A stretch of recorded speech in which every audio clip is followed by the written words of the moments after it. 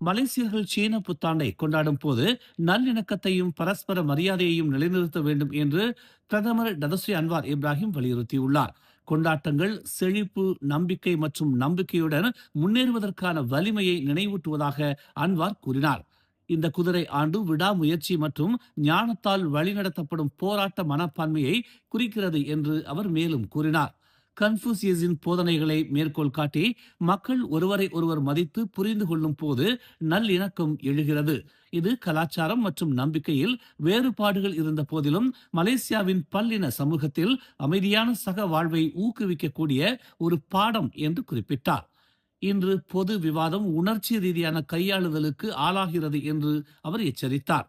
மாறுபட்ட கருத்துகள் உறவுகளை சேதப்படுத்தவோ அல்லது நம்பிக்கையை சிதைக்கவோ அனுமதிக்க கூடாது என்று அவர் வலியுறுத்தினார். மாறாக இந்த வேறுபாடுகள் மக்களை நெருக்கமாக கொண்டு வர வேண்டும் என்றும் இதனால் தவறான எண்ணங்களை நிராகரிக்கவும் உரையாடல் மற்றும் புரிதலை ஊக்குவிக்கவும் முடியும் என்றும் அன்வார் கூறினார்.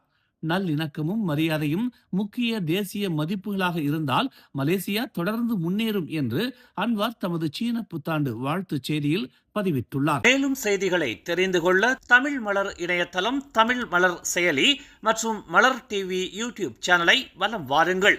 எங்களோடு இணைந்திருக்க மலர் டிவியை பதிவு செய்து கொள்ளுங்கள்.